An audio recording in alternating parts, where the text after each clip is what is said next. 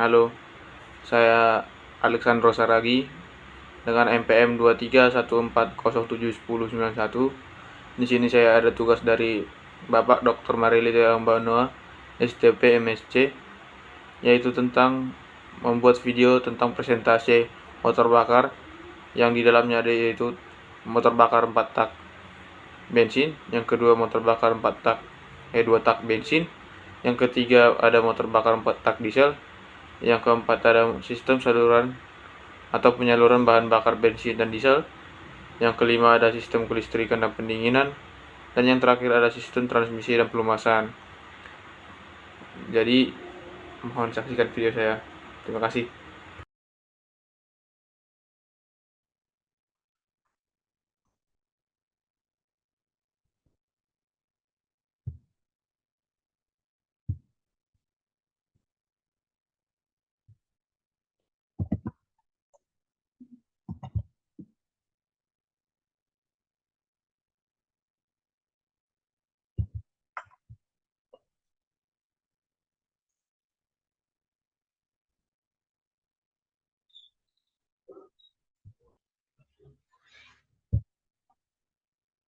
Baik, izin memperkenalkan diri.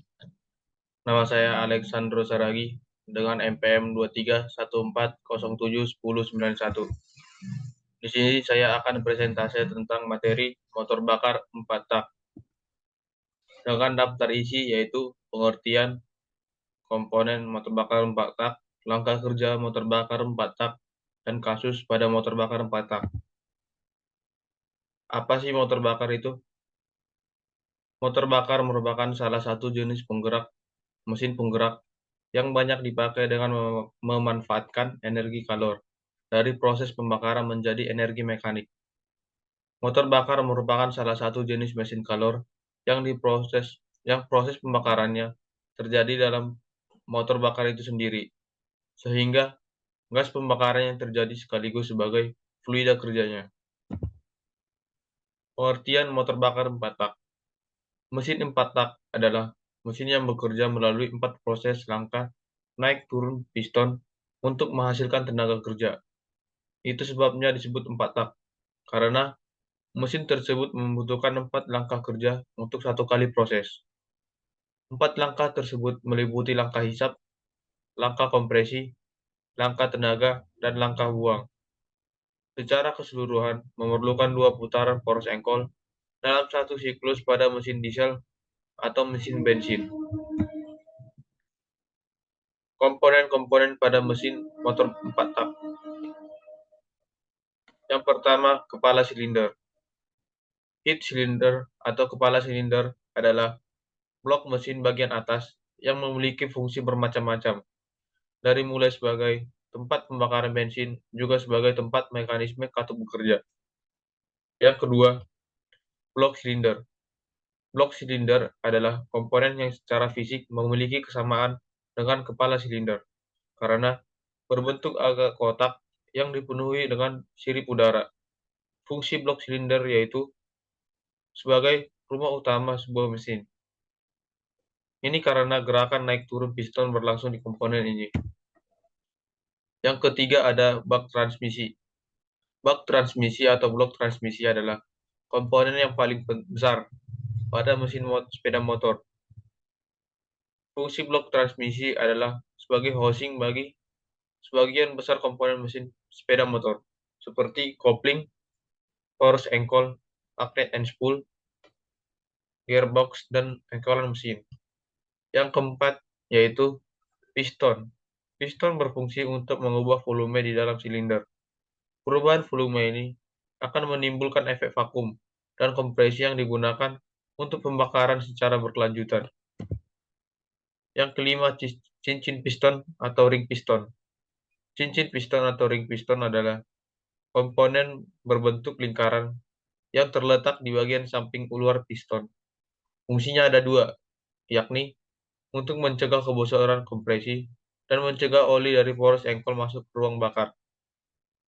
Yang keenam ada batang piston atau connection rod. Connection rod atau batang piston adalah batang besi yang terletak di bagian bawah piston. Fungsinya untuk menyalurkan gerakan naik turun piston ke poros engkol. Yang ketujuh ada klep atau katup. Klep atau katup berfungsi sebagai pintu bagi udara untuk keluar masuk mesin. Ada dua buah katup, yakni katup intake yang mengatur pemasukan udara bersih dari intake. Yang kedua, ada katup exhaust yang mengatur pengeluaran gas sisa pembakaran ke knalpot. 8. Ada mekanisme penggerak katup. Mekanisme penggerak katup berfungsi untuk mengatur pembukaan katup intake dan katup exhaust agar sesuai waktu pada segala RPM. Yang ke-9 ada poros engkol. Poros engkol atau crankcase berfungsi sebagai pengubah gerakan naik turun dari piston ke gerakan rotasi. Pengubahan ini menggunakan prinsip pengengkolan sepeda, di mana gerakan naik turun dari kaki kita diubah ke bentuk putaran oleh kayuhan sepeda. Yang ke-10 ada intake manifold. Intake manifold berfungsi untuk sebagai selang yang menghubungkan udara dari karburator menuju saluran mesin masuk mesin. Untuk selang ini cukup simpel, karena hanya berbentuk saluran memanjang. Yang keenam ada langkah kerja motor bakar 4 tak. Yang pertama ada langkah hisap, kedua langkah kompresi, ketiga langkah usaha, dan terakhir langkah buang. Pertama, langkah hisap. Piston bergerak dari titik mati atas ke titik mati bawah. Katup hisap terbuka dan katup buang tertutup. Pergerakan piston dari titik mati atas ke titik mati bawah menyebabkan ruang silinder menjadi vakum. Akibatnya, kevakuman ini campuran udara dan bahan bakar masuk ke dalam silinder melalui katup hisap. Jadi langkah ini terjadi jika tekanan di dalam ruang silinder lebih rendah dari tekanan atmosfer. Piston bisa bergerak dari titik mati atas ke titik mati bawah dikarenakan gaya awal yang diberikan oleh motor starter ketika dinyalakan atau momentum dari flywheel ketika mesin telah hidup. Pada langkah hisap terjadi pembesaran volume sebesar volume langkah atau sebesar volume sisa menjadi volume total. Pada langkah hisap, poros engkol berputar setengah putaran. Poros engkol menggerakkan poros cam melalui timing gear dengan perbandingan 2:1. Yang kedua ada langkah kompresi. Piston bergerak dari titik mati bawah ke titik mati atas. Kedua katup tertutup. Campuran udara dan bahan bakar dikompresikan. Karena ditutup, maka terjadi perubahan volume yang membuat tekanan dan temperaturnya menjadi naik sehingga campuran udara dan bahan bakar menjadi mudah sekali terbakar. Sampai di akhir langkah kompresi, busi memercikan api dan terjadilah pembakaran. Langkah kompresi secara teoritis dimulai pada saat piston menuju ke atas. Tapi secara empiris, pada prakteknya, langkah kompresi ini baru terjadi setelah penutupan katup hisapnya. Perubahan volume yang terjadi pada langkah kompresi ini adalah dari volume total menjadi volume ruang bakar atau volume sisa. Pada langkah kompresi ini, poros engkol bergerak setengah putaran. Yang ketiga ada langkah usaha. Piston bergerak dari titik mati atas ke titik mati bawah. Kedua katup tertutup. Jadi, pada saat piston hampir mencapai titik mati atas, campuran udara dan bahan bakar yang telah dikompresikan kemudian dinyalakan dengan percikan api dari busi. Karena hal ini, maka terjadilah proses pembakaran. Torak masih bergerak menuju titik mati atas, dan pada kondisi tersebut, volume ruang bakar menjadi semakin kecil, sehingga tekanan dan temperatur di dalam silinder semakin tinggi. Ketika piston mencapai titik mati atas, maka terjadilah pembakaran. Gas sisa pembakaran mampu mendorong piston untuk bergerak kembali ke titik mati atas, dari titik mati atas ke titik mati bawah. Pada langkah usaha ini, poros engkol bergerak setengah putaran. Yang terakhir ada langkah buang. Piston bergerak dari titik mati bawah ke titik mati atas, katup isap tertutup, dan katup buang sudah terbuka. Gerakan piston dari titik mati bawah ke titik mati atas ini menyebabkan gas sisa pembakaran terdorong keluar dari ruang silinder, sehingga terjadi percikan volume dan pengurangan tekanan. Pada langkah ini, poros engkol berputar setengah putaran. Yang keenam yaitu kasus pada motor bakar 4 tak,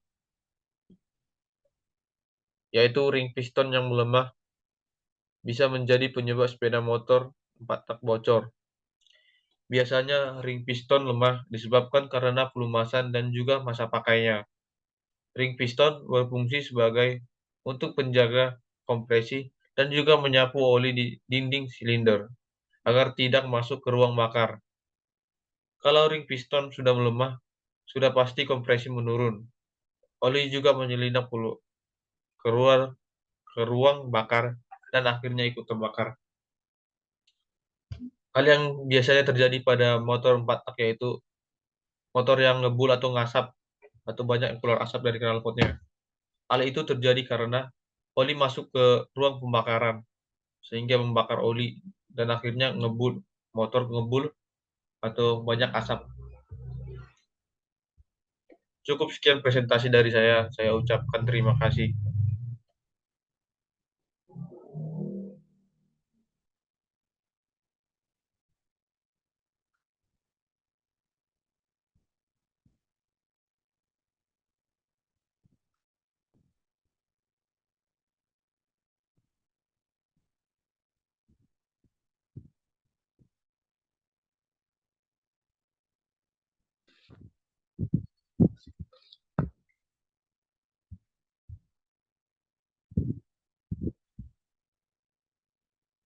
Baik, halo.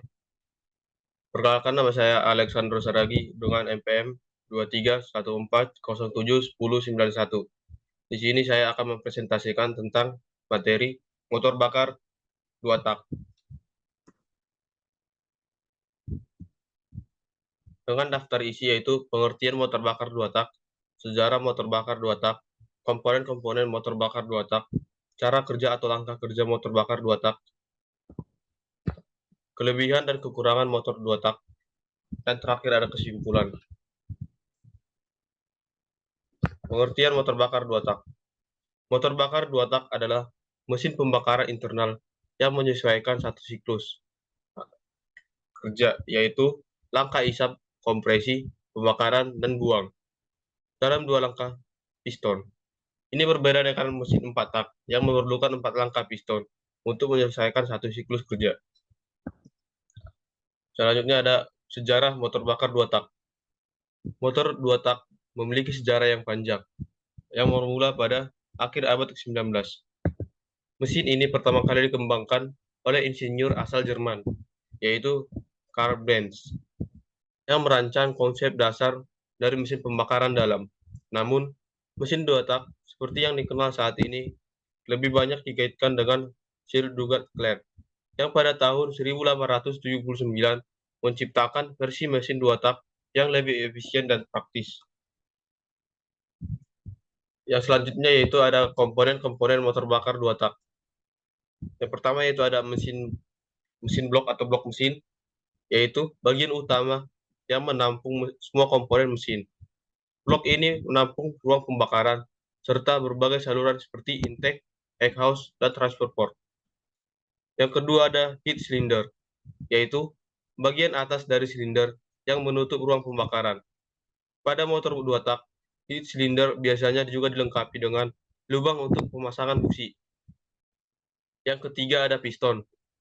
Piston yaitu komponen yang bergerak naik turun di dalam silinder untuk mengubah energi pembakaran menjadi energi mekanik. Piston mengompres, mencampur udara dan bahan bakar, dan menerima tekanan dari pembakaran. Selanjutnya yaitu ada batang piston atau connection rod, yaitu menghubungkan piston dengan poros engkol. Fungsinya mengubah gerakan linear dari piston menjadi gerakan rotasi pada poros engkol. Yang kelima ada transfer port, yaitu saluran yang mentransfer campuran udara, bahan bakar, dari ruang crankcase ke ruang pembakaran di atas piston. Yang keenam ada force anchor atau crankcase, yaitu mengubah gerakan naik turun piston menjadi gerakan rotasi. Force anchor ini yang kemudian menyalurkan tenaga ke roda kendaraan. Yang ketujuh ada intake port, yaitu saluran yang memasukkan campuran udara bahan bakar ke ruang crankcase. Yang ke-8 ada exhaust port, saluran yang mengeluarkan gas buang hasil pembakaran dari ruang pembakaran ke knalpot. Yang terakhir ada busi atau spark plug. Busi yaitu komponen yang menghasilkan percikan api yang memicu pembakaran campuran udara dan bahan bakar di dalam ruang pembakaran.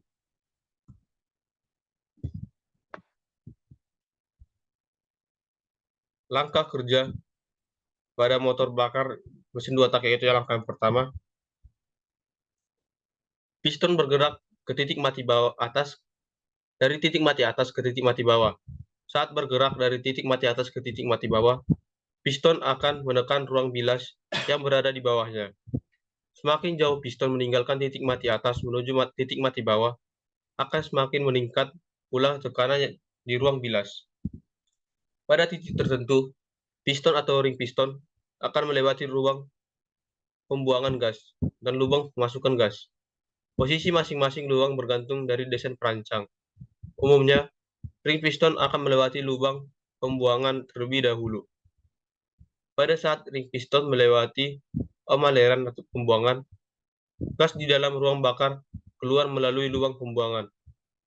Pada saat ring piston melewati lubang pemasukan, gas yang tertekan di dalam ruang bilas akan terpompa masuk ke dalam ruang bakar, sekaligus mendorong keluar gas yang ada di dalam ruang bakar menuju ruang pembuangan. Piston terus menekan ruang bilas sampai ke titik mati bawah, sekaligus memompa gas dalam ruang bilas menuju ke dalam ruang bakar. Selanjutnya ada langkah kedua dalam motor bakar, yaitu saat bergerak dari titik mati bawah ke titik mati atas, piston akan menghisap gas hasil pencampuran udara, bahan bakar, dan pelumas ke dalam ruang bilas. Pencampuran ini dilakukan oleh karburator atau sistem injeksi. Saat melewati lubang pemasukan dan lubang pembuangan, piston akan mengkompresi gas yang terjebak di dalam ruang bakar. Piston akan terus mengkompresi gas dalam ruang bakar sampai ke titik mati atas.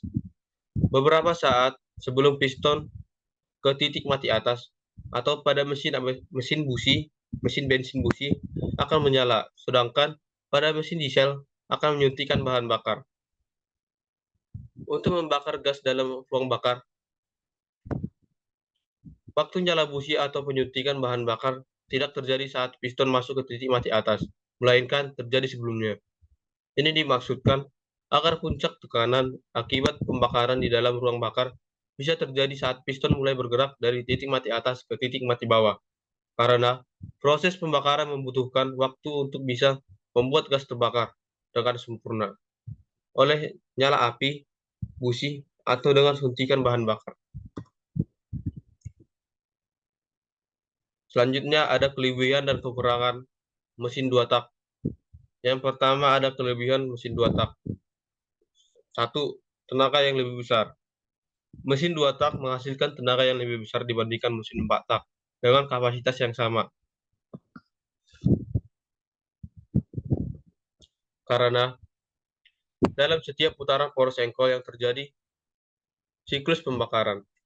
Hal ini berarti tenaga dihasilkan lebih sering dan lebih tinggi, memberikan performa yang lebih agresif. Yang kedua ada desain sederhana dan ringan. Motor 2 tak memiliki komponen yang lebih sedikit dibandingkan dengan motor 4 tak. Seperti tidak adanya katup atau valve yang perlu diatur, sehingga desainnya lebih sederhana. Dengan demikian, komponen motor ini lebih ringan, sehingga meningkatkan performa kendaraan dalam hal kecepatan dan kelincahan. Yang ketiga ada biaya produksi dan perawatan yang lebih rendah.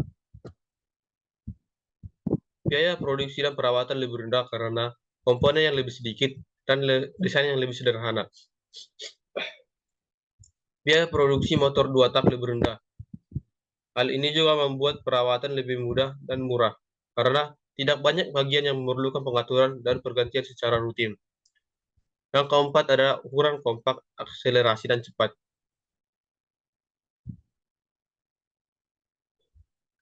Ukuran kompak mesin dua tak lebih kecil dan lebih kompak daripada mesin 4 tak, membuatnya ideal untuk kendaraan yang membutuhkan mesin dengan tenaga besar. Tetapi, dalam ukuran yang lebih kecil, seperti sepeda motor atau mesin portable lain, akselerasi yang cepat dengan siklus pembakaran yang lebih sering, motor dua tak mampu mencapai putaran yang lebih cepat, menghasilkan akselerasi yang lebih cepat daripada motor 4 tak, menjadikannya pilihan ideal untuk kendaraan yang membutuhkan respon cepat seperti motor balap. Yang kedua ada kekurangan motor dua tak. Yang pertama ada efisiensi bakar-bakar yang rendah. Pada motor dua tak, proses pembakaran terjadi pada setiap putaran poros engkol, sehingga campuran bahan bakar dan udara selalu digunakan lebih sering. Ini menyebabkan pemborosan bahan bakar karena ada sebagian bahan bakar yang tidak terbakar sempurna atau melalui saluran knalpot bersama gas buang, sehingga konsumsi bahan bakar lebih tinggi dibandingkan mesin 4 tak. Yang kedua ada emisi gas buang yang tinggi. Emisi gas buang yang tinggi yaitu proses pembakaran pada motor dua tak cenderung kurang efisien sehingga menghasilkan lebih banyak gas buang berbahaya seperti karbon monoksida atau CO dan hidrokarbon atau HC. Selain itu, sebagian bahan bakar itu tidak terbakar sempurna dan keluar melalui knalpot yang meningkatkan emisi polutan ke lingkungan. Yang ketiga ada pemakaian oli yang lebih boros.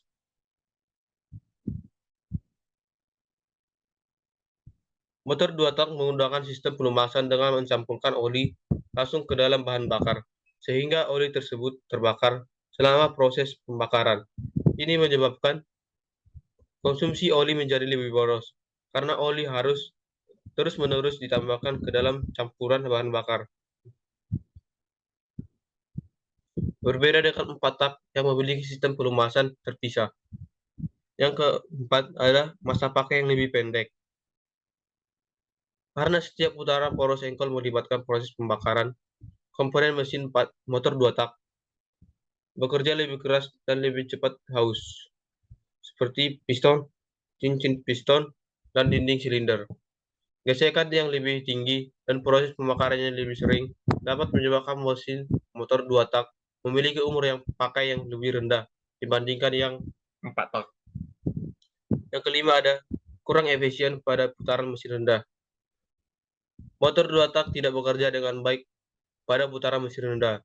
Tenaga yang dihasilkan menjadi kurang stabil karena mesin yang lebih dirancang untuk bekerja optimal pada putaran yang tinggi.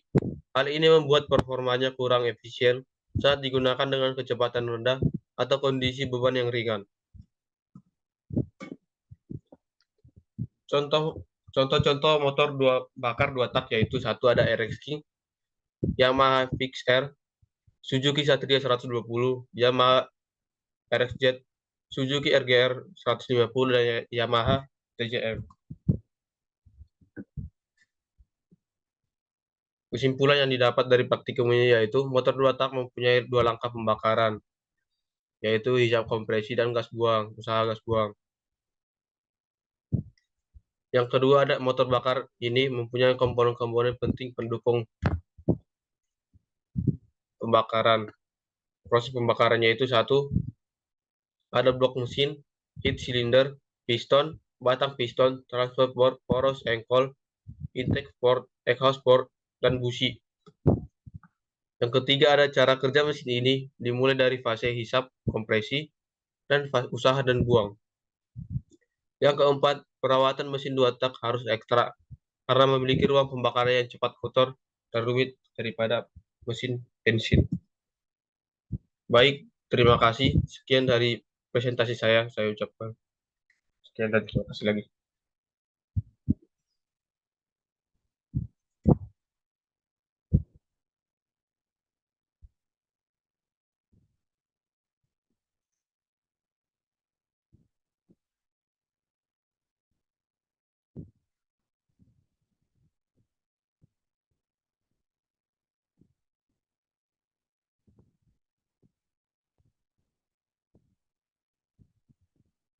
Baik, izin memperkenalkan diri.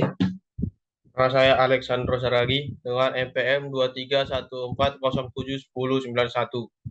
Di sini saya akan mempresentasikan tentang motor bakar 4 tak solar. Yang pertama ada daftar isi yang akan digunakan yaitu pengertian motor bakar 4 tak solar atau diesel, komponen motor bakar 4 tak solar, langkah kerja motor bakar 4 tak solar, perbedaan dengan 4 tak biasa, kelebihan dan kekurangan motor bakar 4 tak solar. Yang pertama, pengertian. Motor 4 tak solar adalah motor bakar dengan proses pembakaran yang terjadi di dalam mesin itu sendiri atau internal combustion engine, dan pembakaran terjadi karena udara murni dimanfaatkan atau dikompresi dalam satu ruangan bakar atau silinder, sehingga diperoleh udara bertekaran tinggi serta panas yang tinggi. Bersamaan dengan itu, semprotkan atau dikabutkan bahan bakar sehingga terjadilah pembakaran. Komponen-komponen motor bakar 4 tak solar. Satu ada blok mesin, yaitu bagian utama mesin yang berfungsi sebagai tempat dudukan komponen-komponen lainnya seperti piston, poros engkol, dan silinder. Yang kedua ada silinder. Silinder yaitu ruang tempat piston bergerak naik turun selama proses kerja mesin.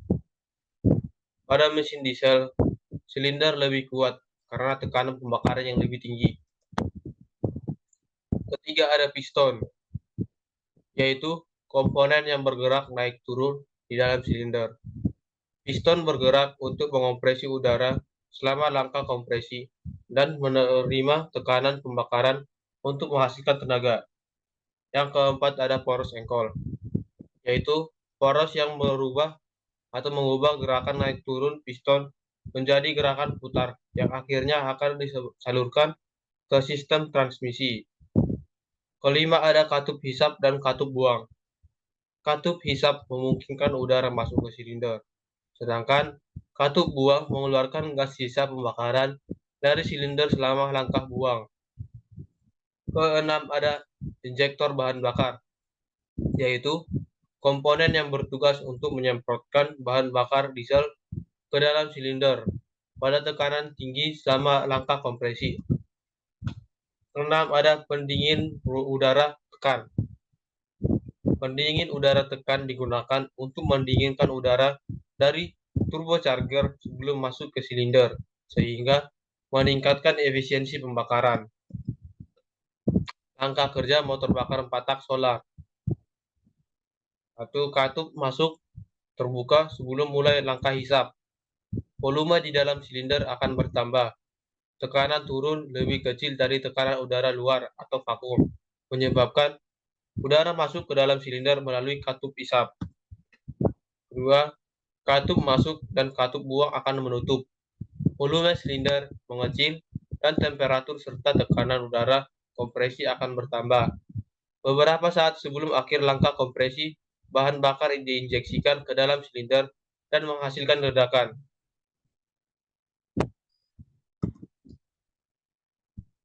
Pada akhirnya, langkah kompresi dan setelah terjadi pembakaran spontan, tekanan gas di dalam silinder relatif tinggi sehingga piston didorong ke bawah. Piston bergerak ke bawah dan ruang di dalam silinder bertambah. Tekanan dan temperatur gas akan berkurang dengan cepat. Energi panas akan diubah menjadi energi mekanik dan dapat memutar poros engkol. Yang terakhir, katup buang terbuka sehingga gas pembakaran akan mengalir keluar melalui katup buang menuju saluran pembuangan selanjutnya ke udara luar. Dengan terbukanya katup buang sebelum langkah akhir usaha, maka gas bekas akan mengalir keluar. Pada waktu yang bersamaan, piston kembali bergerak menuju titik mati atas selama langkah buang. Katup buang terbuka dan sisa gas bekas akan terdorong keluar oleh desakan piston. Kekurangan dan kelebihan motor bakar 4 tak solar. Kelebihannya yang pertama yaitu adanya konsumsi bahan bakar yang irit. Yang kedua, putaran yang rendah sehingga membuat motor bekerja lebih halus. Yang ketiga, tidak menggunakan oli samping. Dan kekurangannya yaitu satu, konstruksinya lebih rumit karena adanya sistem katup. Yang kedua yaitu membutuhkan sistem pelumasan yang sempurna untuk membuat mesin lebih awet. Perbedaan mesin 4 tak biasa dan mesin 4 tak diesel atau solar. Mesin 4 tak diesel atau solar yaitu menggunakan bahan bakar diesel. Kedua, pembakaran akibat kompresi tinggi. Ketiga, tingkat kompresi lebih tinggi 14:1 sampai 25:1. Keempat, torsi besar pada putaran rendah. Kelima, efisiensi bahan bakar lebih tinggi. Keenam, menghasilkan emisi NOx dan partikel. Ketujuh, lebih tahan lama. Dan terakhir, cenderung lebih berisik. Mesin 4 tak bensin. 1. Menggunakan bensin. 2. Memerlukan percikan busi untuk pembakaran. 3. Tingkat kompresi lebih rendah, 8:1 sampai 12:1. Keempat, torsi lebih rendah pada putaran yang tinggi. Kelima, efisiensi bahan bakar yang kurang. Keenam, menghasilkan emisi CO2 dan hidrokarbon. Ketujuh, umumnya kurang tahan lama. Yang terakhir, lebih halus dan sedikit bergetar. Contoh mesin diesel atau mesin 4 tak solar yaitu 1. Ada traktor, 2. Ada combine harvester, 3. Ada pompa air, 4. Ada kultivator, 5. Ada power tiller, 6. Ada mesin protok padi, dan 7. Ada genset pertanian. Yang biasa kita lihat yaitu ada mobil-mobil besar seperti truk dan bus. Itu juga menggunakan mesin 4 tak diesel atau mesin 4 tak solar. Baik, cukup sekian hasil presentasi dari saya. Saya ucapkan terima kasih.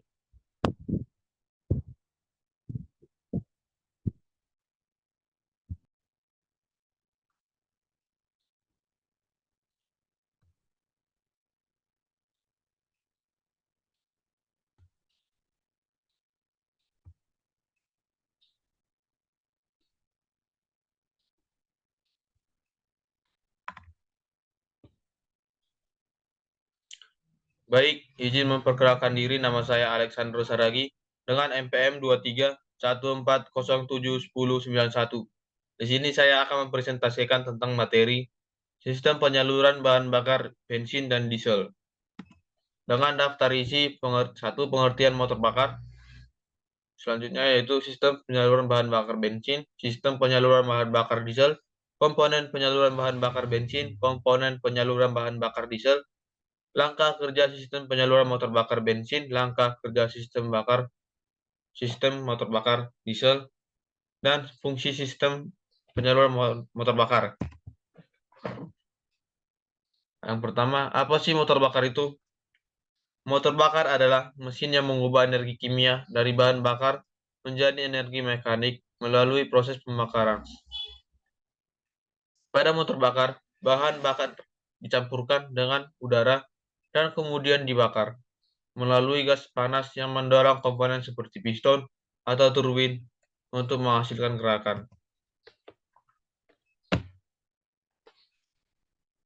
Sistem penyaluran bahan bakar bensin adalah suatu sistem yang digunakan untuk mengalirkan bahan bakar dari tangki penyimpanan ke mesin kendaraan, serta untuk menyuplai bahan bakar ke silinder mesin.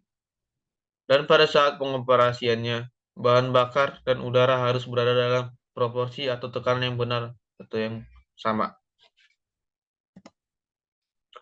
Komponen-komponen sistem penyaluran bahan bakar bensin. Yang pertama ada tangki, yaitu berfungsi sebagai tempat penampung bensin.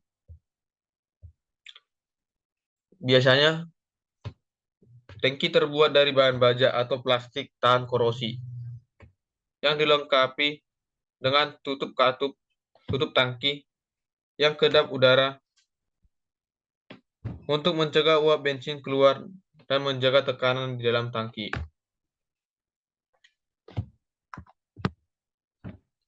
Ada pula komponen tambahan seperti saluran ventilasi untuk mengatur tekanan di dalam tangki dan menghindari terjadinya vakum saat bahan bakar dihisap oleh pompa.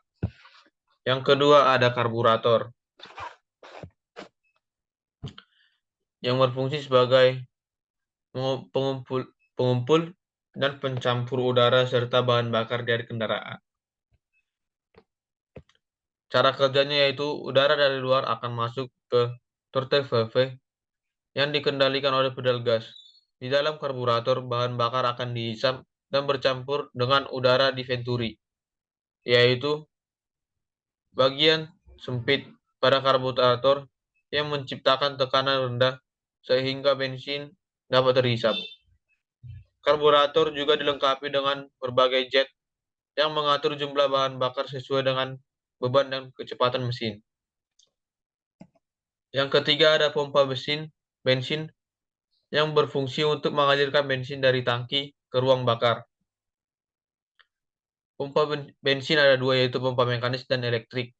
Pompa mekanis digunakan pada sistem karburator dipasang pada blok mesin yang digerakkan oleh camshaft.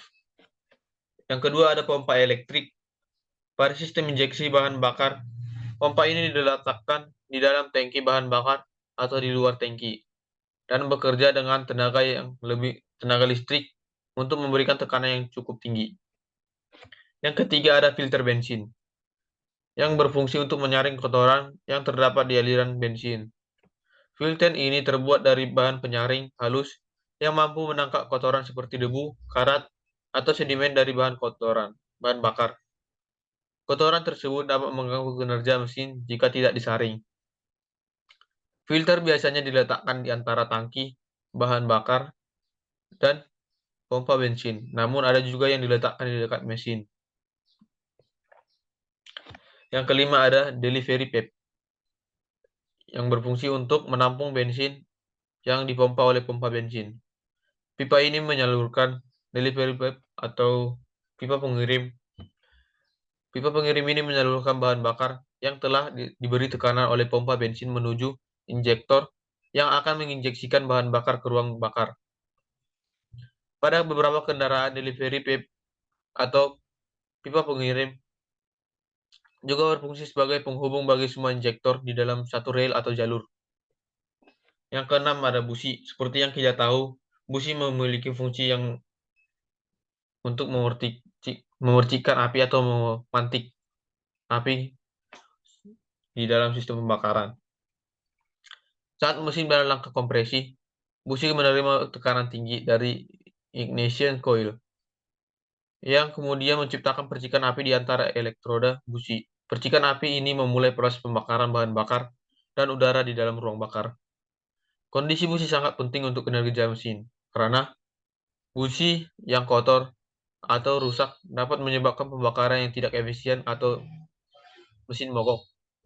Yang keenam ada pressure regulator yang berfungsi untuk menjaga tekanan di dalam saluran bensin agar tetap dalam keadaan stabil. Regulator ini mengontrol tekanan bahan bakar dengan membuka katup untuk mengembalikan kelebihan bahan bakar ke tangki. Jika tekanan di dalam sistem terlalu tinggi, dengan cara ini, regulator memastikan injektor mendapatkan tekanan bahan bakar yang sesuai dengan kebutuhan mesin. Pada mesin injektor modern, pressure regulator sering terletak di dekat rel injektor atau bahkan di dalam tangki bahan bakar bersama dengan pompa mesin. Yang ke-8 ada fuel feed atau selang bahan bakar, berfungsi sebagai saluran tempat mengalirnya bensin dari tangki ke injektor.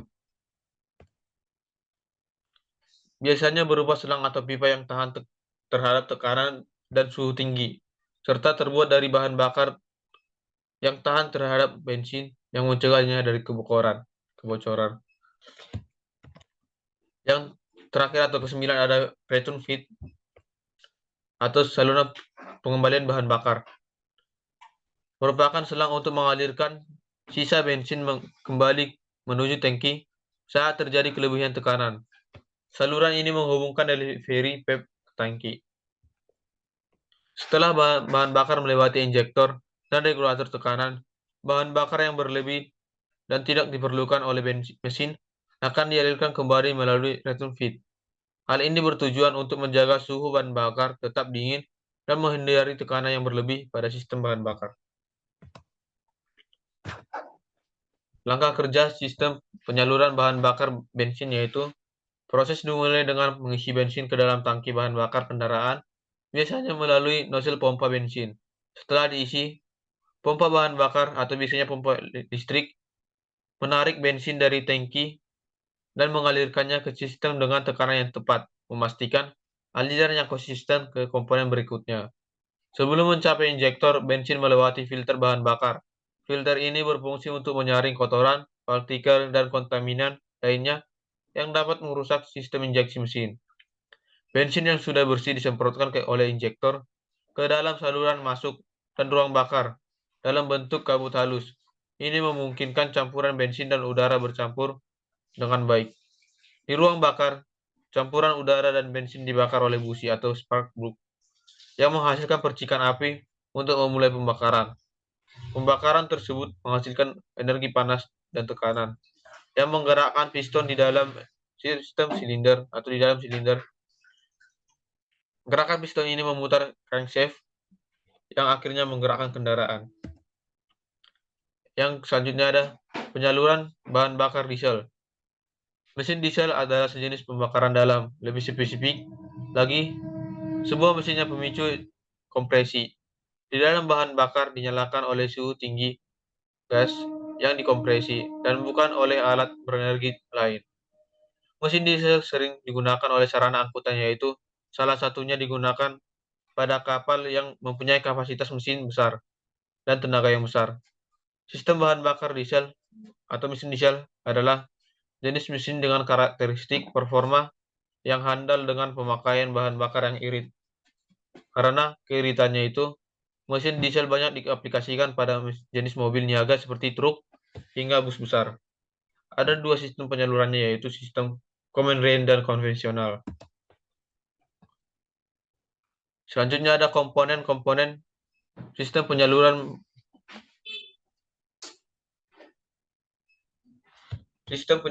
bahan bakar diesel. Yang pertama ada full tank, yaitu tempat menyimpan bahan bakar sebelum disalurkan ke sistem mesin. Biasanya dilengkapi dengan saluran ventilasi untuk menghindari tekanan yang berlebih. Tangki dilengkapi dengan pengukur bahan bakar atau fuel gauge untuk memantau jumlah solar yang tersisa. Tangki ini biasanya terbuat dari baja atau logam, tahan karat agar tidak terpengaruh oleh korosi akibat kandungan sulfur di dalam solar. Selanjutnya ada filter dan water sedimeter, yaitu berfungsi menyaring kotoran dan partikel serta mengumpulkan air untuk mencegah kontaminasi bahan bakar.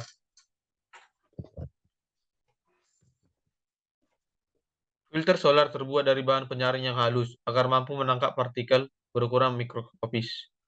Pada sedimeter ini terdapat ruang penampung yang terpisah dari bahan bakar, sehingga air bisa diendapkan dan dikeluarkan secara teratur. Yang ketiga ada timing pump. Timing pump berfungsi meningkatkan tekanan solar dan memastikan aliran yang stabil ke dalam injeksi. Pompa ini bertugas mengalirkan bahan bakar dari tangki ke filter dan ke bagian pompa utama. Pada beberapa sistem, timing pump adalah bagian dari pompa primer dan terpisah. Biasanya timing pump beroperasi pada tekanan yang lebih rendah dibandingkan pompa injeksi. Yang keempat ada feed pump atau pompa pengisi, yang berfungsi mengalirkan solar dari tangki menuju komponen selanjutnya dalam sistem. Pompa ini memastikan sistem bahan bakar selalu cukup untuk dibakar di dalam mesin, terutama saat mesin beroperasi pada beban yang tinggi. Feed pump atau pompa pengisi mengalirkan solar dari tangki ke dalam filter menuju injeksi dengan tekanan yang lebih tinggi, berbeda dengan timing pump dengan tekanan yang lebih rendah. Yang kelima ada pompa injektor. Berfungsi untuk memompa bahan bakar solar ke injektor dengan tekanan yang diperlukan untuk pembakaran yang lebih efisien. Pompa ini mengatur jumlah bahan bakar yang akan disemprotkan ke masing-masing silinder, tergantung dengan kebutuhan pada setiap siklus pembakaran. Cara kerjanya yaitu pompa ini bekerja berdasarkan timing atau waktu, atau pengaturan waktu yang sangat presisi. Biasanya disinkronkan dengan posisi piston di dalam silinder. Sistem injeksi biasanya menggunakan injeksi langsung atau injeksi yang tidak langsung, tergantung pada desain mesinnya. Yang keenam ada injektor. Berfungsi menyemprotkan bahan bakar solar ke dalam ruang bakar mesin pada waktu dan jumlah yang tepat. Injektor harus mampu menyemprotkan bahan bakar dengan pola penyemprotan yang merata di seluruh ruang bakar untuk memastikan campuran udara dan bahan bakar sempurna. Injektor yang bekerja dengan tekanan yang sangat tinggi umumnya hingga ribuan bar untuk memastikan solar benar-benar terkontaminasi atau teratominasi. Terdapat katup pada injektor yang terbuka sesuai dengan tekanan bahan bakar, sehingga bahan bakar yang keluar saat tekanan mencapai tinggi. Yang terakhir, ada selang solar, yaitu berfungsi menghubungkan berbagai komponen dan membawa solar dari bagian ke bagian lainnya. Selang ini adalah penghubung yang mengalirkan solar dari komponen ke komponen lainnya melalui tangki bahan bakar hingga ke injektor. Selanjutnya ada langkah kerja sistem penyaluran bahan bakar diesel atau solar.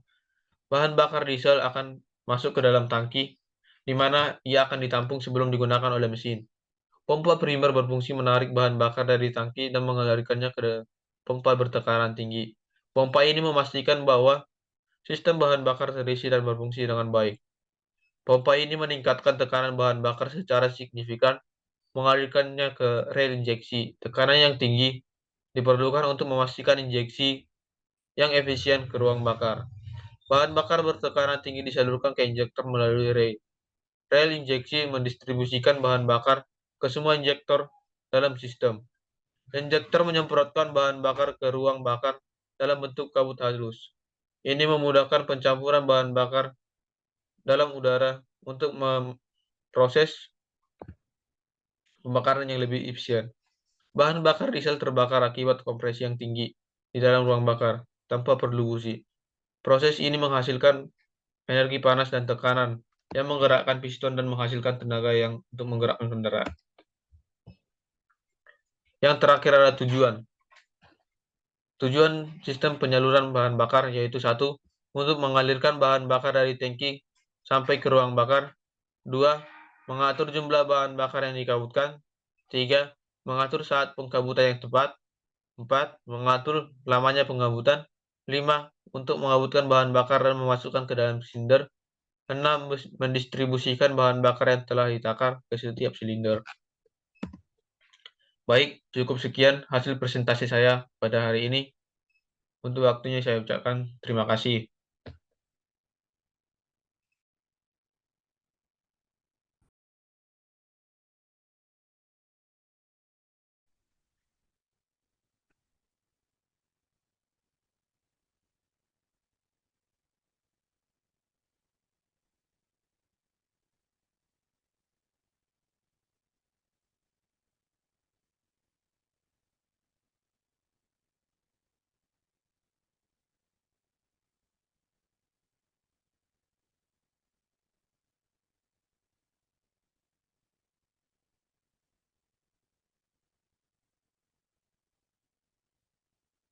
Baik, izin memperkenalkan diri. Nama saya Alexandro Saragi dengan NPM 231407191. Di sini saya akan mempresentasikan tentang materi sistem kelistrikan pada motor bakar. Dengan daftar isi yaitu yang pertama ada pengertian, komponen, cara kerja, fungsi, jenis pengapian, dan permasalahan yang biasa terjadi pada sistem kelistrikan pada motor bakar. Apa sih kelistrikan pada motor bakar itu?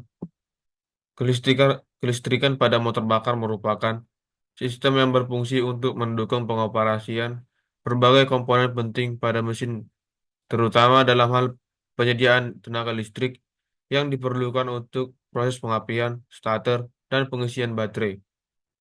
Sistem ini mencakup berbagai komponen seperti baterai, alternator, motor starter, coil pengapian, busi, dan berbagai saklar serta sensor yang memastikan mesin berjalan dengan baik. Selanjutnya ada komponen. Yang pertama ada aki atau baterai.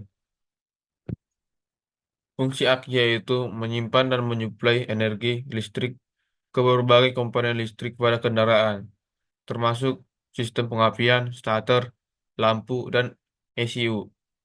Aki menyediakan arus listrik saat kendaraan belum dinyalakan atau saat alternator belum bekerja.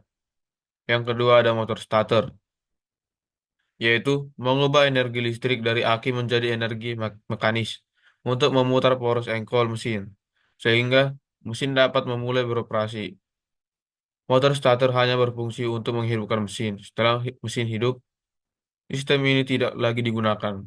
Yang ketiga ada alternator, yaitu mengubah energi mekanis menjadi energi listrik yang digunakan untuk mengisi ulang aki dan menyuplai energi listrik ke berbagai komponen kendaraan saat mesin berjalan. Alternator memastikan baterai tetap terisi saat mesin bekerja.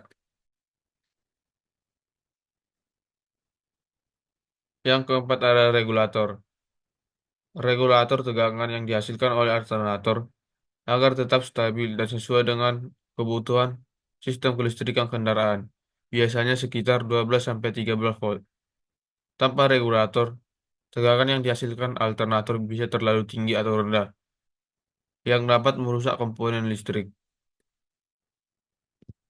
Yang kelima, ada relay. Relay berfungsi sebagai saklar elektronik yang memungkinkan arus listrik besar mengalir melalui rangkaian dengan menggunakan arus listrik yang lebih kecil. Relay digunakan dalam berbagai sistem seperti starter dan lampu untuk mengurangi beban arus yang mengaliri saklar. Yang keenam ada sekring. Sekring berfungsi melindungi komponen dan rangkaian kelistrikan dari kerusakan akibat arus listrik yang berlebihan. Sekring akan memutus arus listrik jika terdeteksi adanya lonjakan arus yang melebihi batas, mencegah terjadinya korsleting atau kebakaran pada sistem. Yang ketujuh ada soil pengapian. Soil pengapian berfungsi untuk mengubah tegangan rendah dari aki sekitar 12 volt menjadi tegangan tinggi atau ribuan volt yang dibutuhkan untuk menghasilkan percikan api pada busi. Percikan api itu digunakan untuk membakar campuran bahan bakar dan udara yang ada di ruang bakar mesin. Selanjutnya ada cara kerja listrikan pada motor bakar. Saat kunci kontak diputar, arus listrik akan mengalir dari aki ke starter motor. Starter motor memutar mesin. Ketika mesin mulai berputar, alternator mulai menghasilkan listrik. Listrik inilah yang digunakan untuk mengisi ulang aki dan menyuplai komponen listrik lainnya. Soil pengapian mengubah tegangan listrik menjadi tegangan yang lebih tinggi yang akan dikirimkan ke busi. Busi akan menghasilkan percikan api yang menyulut campuran udara campuran bahan bakar di dalam silinder. Proses ini akan terus berulang selama mesin menyala.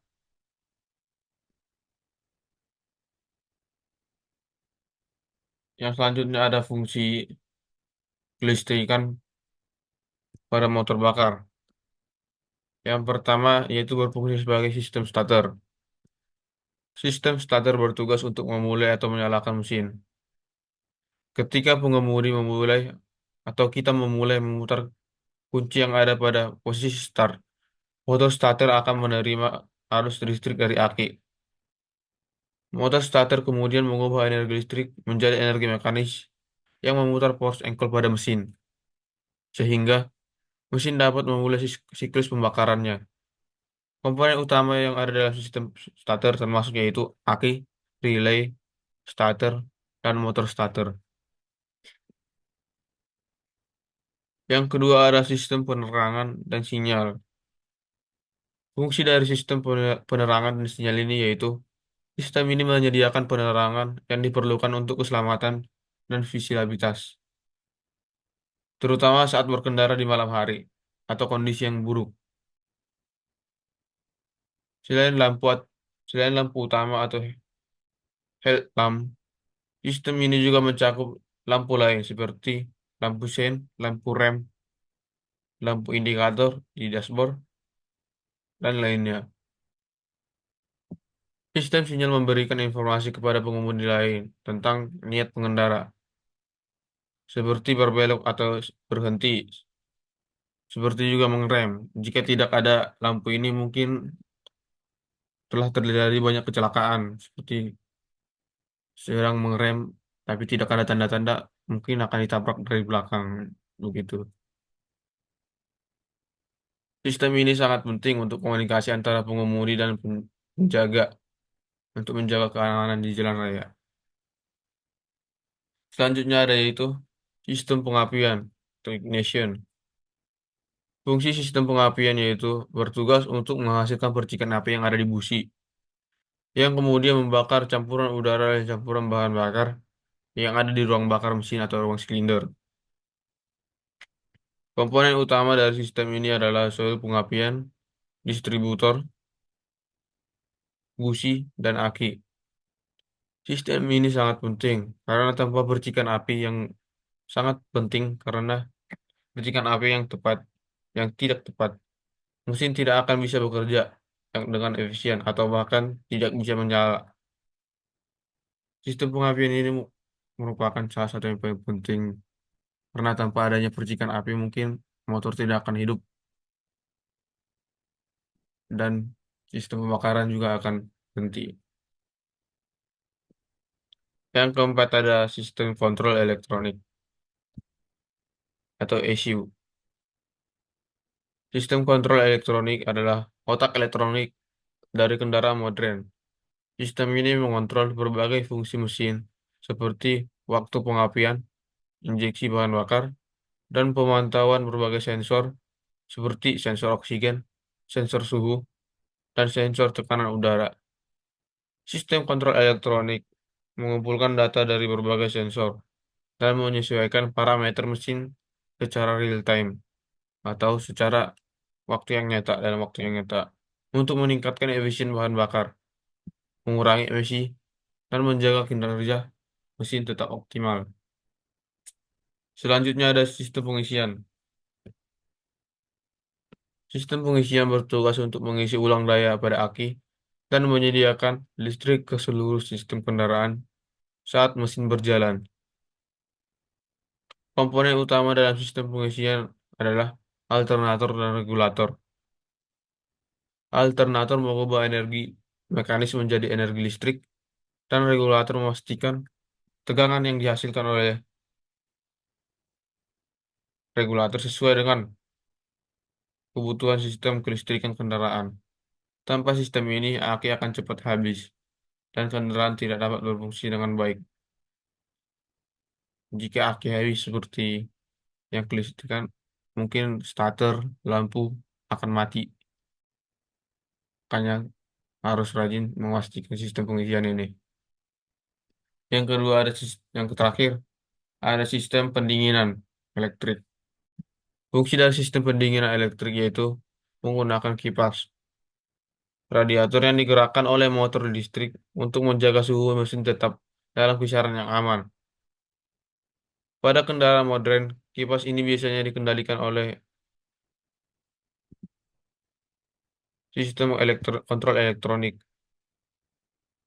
yang mengaktifkannya berdasarkan suhu mesin yang terdeteksi oleh sensor suhu. Sistem ini lebih efisien daripada kipas yang digerakkan secara mekanis karena hanya akan bekerja ketika diperlukan, membantu mencegah mesin dari overheat dan menjaga kinerja tetap optimal. Biasanya sistem pendinginan yang rusak itu seperti yang terjadi pada motor atau mobil itu biasanya akan sering terjadi overheat yang membuat mobil itu kinerjanya kurang optimal. Seperti yang biasa itu terjadi itu ketika mobil macet, biasanya itu overheat karena udara yang akan susah masuk ke ini sistem pendinginan sehingga menjadi overheat dan tidak ada pertukaran udara. Selanjutnya ada itu jenis-jenis pengapian. Yang pertama itu ada sistem pengapian konvensional. Sistem pengapian konvensional ini menggunakan mekanisme seperti breaker point atau platina dan kondensor untuk mengatur waktu pengapian. Tegangan rendah dari aki 2 menjadi tegangan tinggi oleh koil pengapian dan dikirimkan ke busi melalui distributor. Sistem ini sederhana tetapi memerlukan perawatan rutin, seperti penyetaan dan penggantian platina. Yang kedua ada sistem penggantian kapasitor discrete ignition atau CDI. Sistem pengapian CDI ini menggunakan kapasitor untuk menyimpan energi listrik dan melepaskannya secara cepat ke koil pengapian, menghasilkan percikan api yang kuat. CDI lebih efisien dan tidak memerlukan perawatan sebanyak pengapian konvensional. CDI sering digunakan pada sepeda motor karena mampu memberikan pengapian yang kuat pada kecepatan yang tinggi. Yang ketiga ada sistem pengajuan TCI atau Transistor Controlled Ignition. Sistem pengapian TCI menggunakan transistor untuk mengontrol aliran arus listrik ke koil pengapian. Sinyal pengapian diatur oleh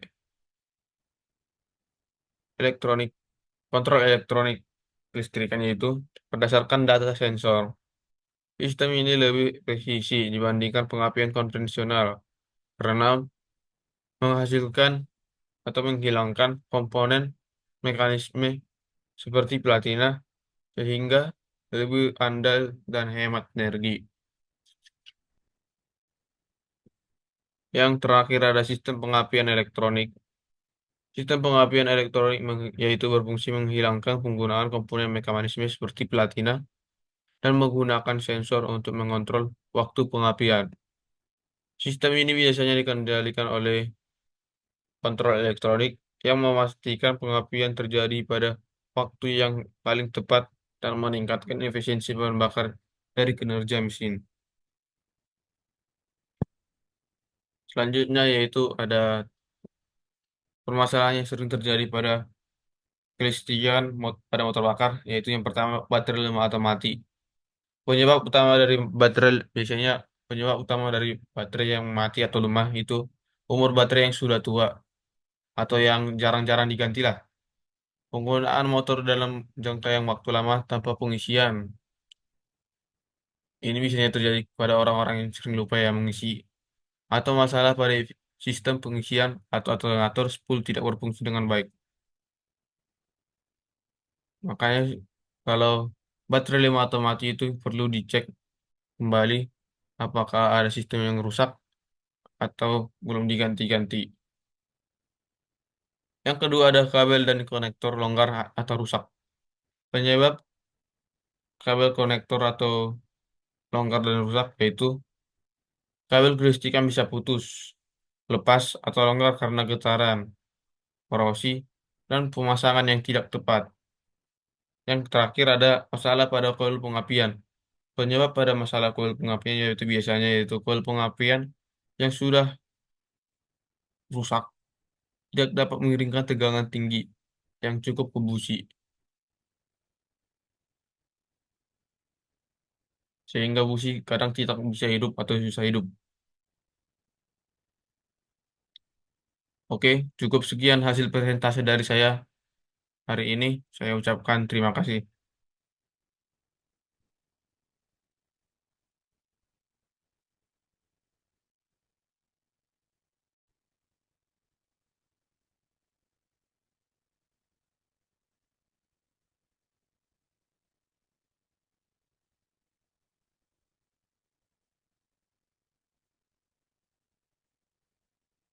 Baik, izin memperkenalkan diri, nama saya Alexandro Saragi dengan NPM 2314071091.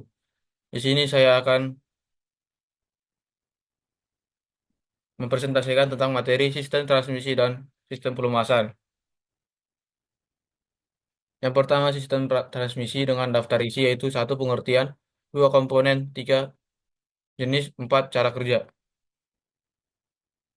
Sistem transmisi motor bakar adalah mekanisme yang berfungsi untuk menyalurkan tenaga dari mesin ke roda kendaraan sehingga kendaraan bisa bergerak.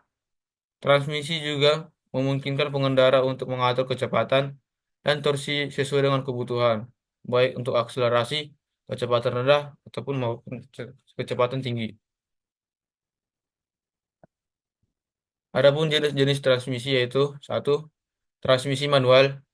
Pada transmisi manual, pengemudi secara langsung mengendalikan perpindahan gigi menggunakan tuas transmisi dan pedal kopling.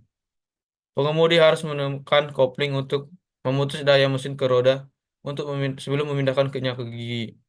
Transmisi ini memberikan kontrol penuh pada pengemudi. Yang kedua ada transmisi otomatis, yaitu yang secara otomatis mengatur perpindahan gigi sesuai dengan kecepatan kendaraan dan bebas tanpa menggunakan intervensi pengemudi. Tak perlu memerlukan pedal kopling, pengemudi hanya perlu mengatur gas dan rem, sementara sistem akan otomatis memindahkan gigi. Yang ketiga ada transmisi CVT. CVT menggunakan sabuk dan puli untuk mengubah rasio transmisi secara kontinu, memberikan akselerasi yang halus tanpa perpindahan gigi yang terasa. Sistem ini sangat efisien karena dapat menyesuaikan rasio gigi ke kondisi optimal dengan untuk konsumsi bahan bakar atau performa yang bagus. Adapun komponen-komponen dari sistem transmisi yaitu pertama ada kopling, berfungsi untuk menghubungkan dan memutuskan tenaga dari mesin ke transmisi. Ketika pedal tekan, kopling memutuskan daya mesin ke transmisi, memungkinkan pengemudi untuk memindahkan gigi tanpa merusak transmisi. Kopling umumnya digunakan pada transmisi manual. Yang ketiga ada gigi transmisi atau gear, berfungsi untuk mengubah torsi dan kecepatan yang dihasilkan oleh mesin. Pengaturan rasio gigi yang berbeda memungkinkan kendaraan untuk beroperasi dengan efisiensi dalam berbagai kondisi kecepatan dan beban. Semakin rendah giginya, semakin besar juga torsi yang dihasilkan. Yang ketiga ada poros input, berfungsi untuk menerima daya langsung dari mesin melalui kopling atau pada transmisi manual, atau konverter torsi pada transmisi otomatis, dan mentransfernya ke gigi-gigi transmisi. Yang keempat ada poros input. Poros input adalah poros yang mengirimkan daya dari transmisi ke roda penggerak kendaraan. Poros ini menerima poros ini menerima daya gigi-gigi transmisi yang dipilih dan meneruskannya ke poros penggerak atau gardan. Yang kelima ada sinkronis. Sinkronis adalah berfungsi untuk menyelaraskan kecepatan antara gigi yang sedang terhubung dan poros input sehingga perpindahan gigi menjadi halus tanpa gesekan. Yang keenam ada shift fork dan shift rail. Shift fork adalah komponen yang digunakan untuk memindahkan gigi dalam transmisi, sedangkan shift rail adalah batang yang menghubungkan shift fork dengan tuas transmisi yang memungkinkan perpindahan gigi ketika pengemudi mengoperasikan tuas. Yang ketujuh ada bearing dan bushing, berfungsi untuk mengurangi gesekan antara komponen-komponen yang bergerak di dalam transmisi, seperti antara poros input dan output serta gigi transmisi. Yang ke-8 ada housing atau casing atau bisa kita sebut rumah untuk transmisi, yaitu sebagai penutup luar dari transmisi. Casing ini melindungi semua komponen internal transmisi dari kotoran, air, dan kerusakan fisik. Casing juga membantu pelumasan menjaga pelumasan tetap berada di dalam sistem transmisi untuk memastikan komponen bergerak dengan baik. Yang kesembilan adalah konverter torsi.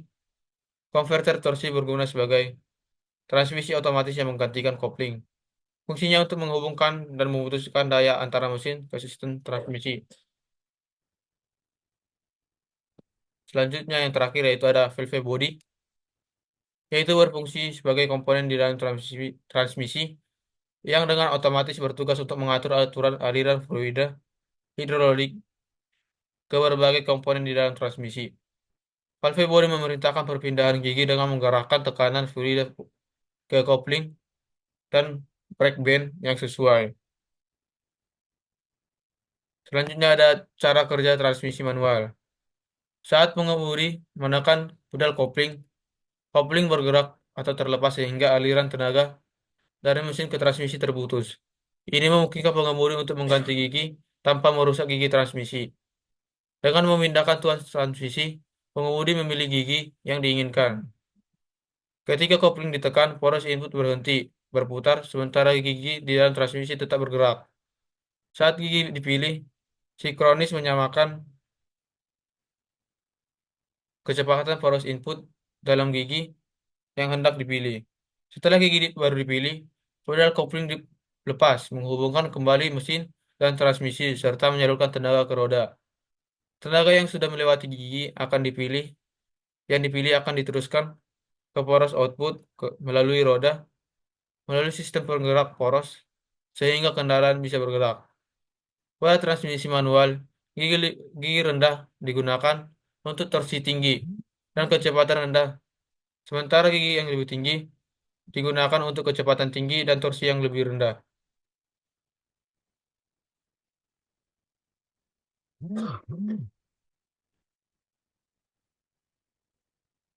Selanjutnya ada untuk cara kerja transmisi otomatis yaitu konverter torsi menggantikan kopling. Konverter torsi menggunakan fluida untuk mentransfer tenaga dari mesin ke transmisi. Saat mesin bekerja, fluida di dalam konverter torsi akan berputar dan menggerakkan poros input transmisi. Sistem hidrolik di dalam transmisi yang dikontrol oleh valve body akan mengatur perpindahan gigi berdasarkan kondisi mesin dan kecepatan kendaraan. Sinyal dari sensor seperti kecepatan kendaraan atau throttle position digunakan untuk menentukan kapan gigi akan pindahkan. Saat sinyal mengidentifikasikan bahwa gigi perlu berpindah, sistem hidrolik mengalirkan tekanan fluida untuk mengaktifkan plug pack dan memindahkan gigi sesuai rasio yang dibutuhkan. Setelah gigi berpindah, tenaga mesin diteruskan melalui poros output ke roda dan kecepatan serta torsi berubah secara otomatis sesuai kebutuhan. Yang ke Selanjutnya itu yang ketiga ada cara kerja transmisi CVT yaitu CVT memiliki dua pule yaitu pule input yang terhubung ke masing-masing yang terhubung ke mesin dan pule output yang terhubung ke roda. Diameter pule ini dapat berubah secara otomatis atau dinamis untuk menghasilkan rasio transmisi yang berbeda. Saat berkendaraan berakselerasi, pule input memperbesar diameternya sementara pule output mengecil, sehingga menghasilkan rasio gigi yang sesuai untuk akselerasi. Saat kendaraan mencapai kecepatan yang tinggi, diameternya berubah sebaliknya untuk efisiensinya. Karena perubahan rasio gigi terjadi secara kontinu, pengemudi tidak merasakan perpindahan gigi yang khas seperti pada transmisi manual dan otomatis. CVT memberikan keuntungan yang lebih efisien dalam bahan bakar dan kenyamanan karena tidak adanya hentakan perpindahan gigi. Selanjutnya yaitu ada sistem pelumasan dengan daftar isi, pengertian, komponen, cara kerja, fungsi, metode, dan masalah. Sistem pelumasan adalah sebuah sistem yang berguna untuk melumasi komponen mesin yang bergerak. Sistem pelumasan dapat mengurangi gaya gesekan dan mencegah kehausan. Komponen-komponen yang ada dalam sistem pelumasan yaitu ada bak oli. Bak oli adalah wadah yang menampung oli mesin yang tidak bersirkulasi, terletak di bagian bawah bak mesin. Bak oli berfungsi sebagai tempat menyimpan oli, memastikan pasokan oli untuk untuk seluruh sistem. Selanjutnya ada pompa oli atau oil pump, berfungsi sebagai untuk mengedarkan oli dari bak oli ke seluruh bagian mesin yang membutuhkan pelumasan. Yang ketiga ada saringan oli. Saringan oli berfungsi untuk menyaring kotoran, partikel logam, dan endapan lainnya dari oli sebelum didistribusikan ke mesin. Keempat ada katup pengatur. Katup pengatur adalah bertugas untuk menjaga tekanan-tekanan di oli tetap stabil dan sesuai dengan untuk spesifikasi pada mesin. Yang kelima ada saluran oli. Saluran oli adalah jalur-jalur di dalam oli mesin yang mengarahkan oli dari pompa ke berbagai mesin seperti force angle, camshaft, dan piston. Yang keenam ada pendingin oli. Fungsi pendingin oli yaitu menurunkan suhu oli yang bersirkulasi melalui mesin. Pendinginan ini penting untuk kondisi di mana mesin bekerja pada beban yang berat atau suhu tinggi sehingga menjaga oli tetap pada suhu yang optimal. Yang terakhir ada oli pelumas. Oli pelumas adalah elemen utama pada sistem oli. Fungsinya adalah untuk mengurangi gesekan atau kehausan pada komponen-komponen yang bergesekan dan membantu mendinginkan mesin dengan menyerap panas. Cara kerja pada sistem pelumasan yaitu oli disimpan di dalam bak oli atau oil pan yang terletak di bagian kiri bawah mesin. Ketika mesin beroperasi, oli akan dipompa dari bak oli untuk memulai proses pelumasan. Pompa oli akan menarik oli dari bak oli dan mengalirkannya ke sistem mesin. Pompa oli biasanya digerakkan oleh putaran mesin, sehingga volume oli yang dipompa akan disesuaikan dengan kecepatan mesin.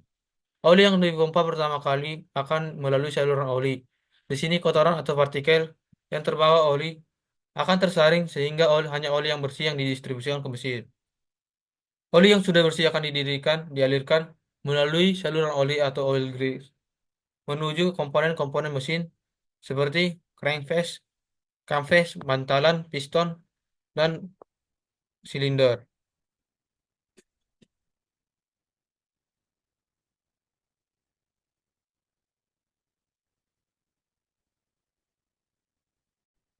Oke, maaf tadi soalnya ada kendala dikit. Oke, selanjutnya.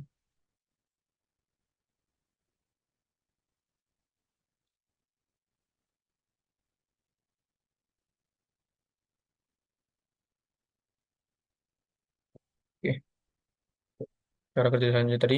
Ketika oli mencapai komponen mesin yang bergerak seperti crankcase, dan kanvas, oli akan melapisi permukaan komponen tersebut. Lapisan oli ini mengurangi gesekan antara komponen yang bergerak sehingga mencegah kehausan dan kerusakan. Oli juga membantu menyerap panas yang dihasilkan dari gesekan antara komponen mesin. Oli, oli kemudian kembali dari bak oli, di mana panas tersebut dilepaskan, atau dalam beberapa mesin dilengkapi dengan pendingin oli untuk mendinginkan oli kembali ke mesin. Sistem pelumasan dilengkapi dengan katup pengatur tekanan yang memastikan tekanan oli tetap berada dalam batas aman. Jika tekanan oli terlalu tinggi, katup akan membuka untuk melepaskan tekanan. Setelah oli selesai melumasi dan mendingin komponen mesin, oli akan kembali ke bak oli melalui jalur balik. Dan siklus pelumasan ini akan berulang selama mesin beroperasi. Selanjutnya yaitu ada fungsi pelumasan yaitu satu, mengurangi gesekan antara komponen. Pelumasan berfungsi untuk mengurangi gesekan dari antara komponen-komponen mesin yang bergerak seperti piston dengan dinding silinder dan poros engkol dengan bantalan.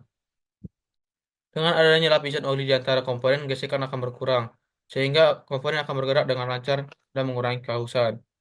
Yang kedua ada pembersih. Oli pelumas berfungsi untuk membersihkan mesin dari partikel kotoran seperti serpihan logam dan hasil pembongkaran yang dapat menumpuk di dalam mesin. Ketiga ada mencegah karat. Oli pelumas melindungi komponen logam di dalam mesin dari korosi atau karat dengan membentuk lapisan pelindung di antara permukaan logam. Oli mencegah kontak langsung antara logam dengan uap air. Yang keempat ada pendinginan komponen. Oli pelumas juga berperan dalam membantu mendingin komponen. Saat oli bersirkulasi dalam mesin, ia menyerap panas yang dihasilkan oleh gesekan dan pembongkaran, yang kemudian akan dibawa ke saluran pendinginan oli yang untuk dibuang. Selanjutnya ada metode pelumasan. Metode pelumasan ada itu pelumasan percik, pelumasan tekanan, pelumasan campuran, dan pelumasan kabut oil. Metode pelumasan percik yaitu pelumasan yang terjadi secara alami ketika komponen mesin bergerak seperti poros engkol mencipratkan oli dari bak oli ke berbagai mesin yang membutuhkan pelumasan. Metode ini bisa digunakan untuk mesin yang berukuran kecil. Yang kedua ada pelumasan tekanan, yaitu pompa oli digunakan untuk mengalirkan oli secara langsung melalui saluran oli ke bagian-bagian yang bergerak. Metode ini digunakan untuk mesin yang berukuran besar. Selanjutnya itu ada pelumasan campuran. yaitu gabungan antara pelumasan percik dan pelumasan tekanan. Beberapa bagian mesin dilumasi dengan percikan oli, sementara komponen lainnya memerlukan pelumasan komponen yang lebih instan seperti poros engkol dan bantalan yang dilumasi dengan tekanan oli yang dipompa. Yang terakhir adalah pelumasan kabut oil. Pelumasan kabut oil diubah menjadi kabut halus yang bercampur dengan udara atau bahan bakar kemudian disalurkan ke ruang pembakaran. Kabut ini melumasi bagian mesin seperti piston dan silinder saat beroperasi. Masalah yang biasanya terjadi pada sistem pelumasan yaitu satu, tekanan oli rendah, tekanan oli tinggi, boros pemakaian, penyumbatan filter oli dan komponen mesin kotor. Baik, cukup sekian hasil presentasi dari saya. Maaf jika ada kesalahan dan kendala-kendala. Saya ucapkan terima kasih.